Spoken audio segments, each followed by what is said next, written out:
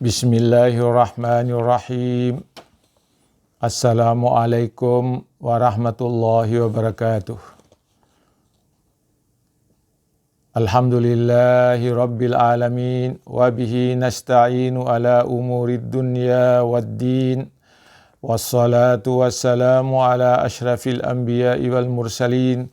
Sayyidina wa maulana Muhammadin wa ala alihi wa sahbihi ajma'in, amma ba'd. Para pencinta kalimat hikmah Ibnu Athaillah di mana saja berada. Pertama-tama marilah kita panjatkan puja dan puji syukur kehadirat Allah Subhanahu wa Ta'ala atas segala rahmat dan karunia yang diberikannya kepada kita sekalian, sehingga kita sampai pada hari ini dalam keadaan sehat walafiat. Para pencinta kalimat hikmah Ibnu Athaillah yang dirahmati Allah Subhanahu wa Ta'ala, sebagai santapan rohani kita pada malam ini, Minggu 26 Juli 2020, saya ingin menyampaikan kalimat hikmah dari Ibnu Athaillah Al-Iskandari dengan tema hari ini, amalmu pada hakikatnya milik Allah, bukan milikmu. Engkau hanya melaksanakannya saja. Kata Ibnu Athaillah dalam bahasa Arabnya, La tatlub iwadan ala amalin lastalahu fa'ilan yakfi minal jaza'i laka alal amali in kana lahu qabila. La tatlub iwadan ala amalin lastalahu fa'ilan yakfi minal jaza'i laka alal amali in kana lahu qabilan. Artinya, jangan berharap upah atas amal yang tidak kau lakukan. Sudah cukup sebagai balasan untukmu jika Allah menerimanya. Para pencinta kalimat hikmah Ibnu Athaillah, apa yang dikatakan oleh Ibnu Athaillah dalam kalimat hikmahnya di atas sangat rumit, sangat mendalam, sehingga sulit dipahami oleh orang-orang yang tidak memiliki kemampuan untuk mendalaminya. Yang mampu memahami apa yang dikatakan oleh Ibnu Athaillah itu hanyalah orang-orang yang memiliki ilmu yang dalam, memiliki ma'rifat yang kuat. Bagaimana bisa seseorang yang tidak melakukan amal bisa menuntut upah dari satu amal yang tidak dilakukannya? Bagaimana pula mungkin Allah menerima sesuatu amal yang tidak dilakukan oleh seseorang? Para pencinta kalimat hikmah Ibnu Athaillah, akan tetapi Syekh Abdullah Asy-Syarqawi memberikan penjelasan dan ulasan tentang apa yang dimaksud oleh Ibnu Athaillah dalam kalimatnya di atas. Asy-Syarqawi mengatakan, jangan mengharap upah atas amal yang tidak engkau lakukan. Karena yang engkau lakukan itu sesungguhnya, yang melakukan amal itu sesungguhnya adalah Allah. Engkau hanyalah objek penampakan Allah. Jika yang melakukan Allah, betapa lancang engkau meminta pahala atas amal itu, kata Asy-Syarqawi.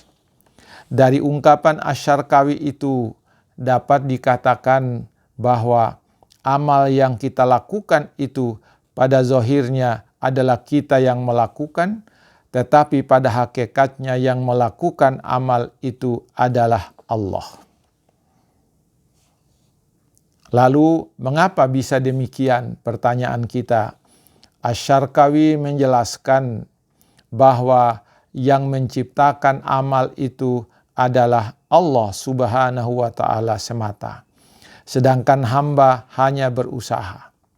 Lantas, apakah pantas ia meminta pahala atas amal yang sebenarnya tidak dilakukannya itu?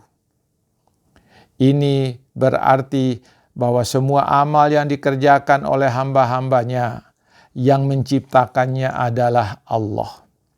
Yang melakukannya adalah hamba-hambanya. Yang memiliki amal itu pada hakikatnya adalah yang menciptakannya, bukan yang melaksanakannya. Para pencinta kalimat hikmah Ibnu Athaillah yang dirahmati Allah Subhanahu wa Ta'ala. Untuk memahami bahagian dari kalimat hikmah Ibnu Athaillah di atas, Asy-Syarqawi menjelaskan lagi, cukuplah bagimu jika Allah sudah menerima amal itu. Jika Allah sudah menerima amalmu, Allah tidak lagi meminta pertanggungjawabanmu atas amalmu yang kurang sempurna itu, bukan atas amalmu yang kau niatkan untuk mencari pahala. Para pendengar, para pencinta kalimat hikmah Ibnu Athaillah yang dirahmati Allah Subhanahu wa Ta'ala. Selanjutnya, Muhammad Lutfi Ghazali yang saya kutip dari bukunya Percikan Samudra Hikmah Syarah Hikam Ibnu Athaillah As-Sakandari, halaman 316-317. Muhammad Lutfi Ghazali menjelaskan kalimat hikmah Ibnu Athaillah di atas itu sebagai berikut. Lihatlah kepada syair dan robot, kata Muhammad Lutfi Ghazali, yang dikeluarkan robot yang sedang menyanyi, bukanlah hasil ciptaan robot yang dapat bernyanyi itu, melainkan ciptaan pencipta yang menciptakan robot yang bernyanyi itu. Maka seperti itu pula amal soleh yang dilakukan oleh manusia. Amal itu sejatinya bukan ciptaan manusia, tetapi ciptaan Allah Subhanahu wa Ta'ala. Tetapi ciptaan Allah yang menciptakan manusia yang beramal soleh itu. Oleh sebab itu, kata Muhammad Lutfi Ghazali, apabila manusia meminta bayaran dari amal perbuatannya kepada Allah, berarti manusia seperti robot bodoh dan lupa diri, kata Muhammad Lutfi Ghazali. Karena apa? Karena meminta bayaran dari amal perbuatan yang bukan amal perbuatannya sendiri. Apa yang dikatakan oleh Muhammad Lutfi Ghazali itu dikuatkan dengan ayat yang berbunyi di dalam surah As-Saffat, surah yang ke-37, ayat 95-96. Wallahu khalaqakum wa ma ta'malun. Padahal Allah lah yang menciptakan kamu dan apa yang kamu perbuat itu. Para pencinta kalimat hikmah yang dirahmati Allah Subhanahu wa Ta'ala. Lanjut, dia berkata, sebagian besar manusia ternyata seperti robot yang bodoh dan lalai itu, kata Muhammad Lutfi Ghazali. Sebab amal soleh yang dilakukannya selalu saja tidak dapat terlepas dari kaitan pengakuan nafsunya, sehingga manusia menuntut bayaran dari amal soleh yang dilakukannya itu.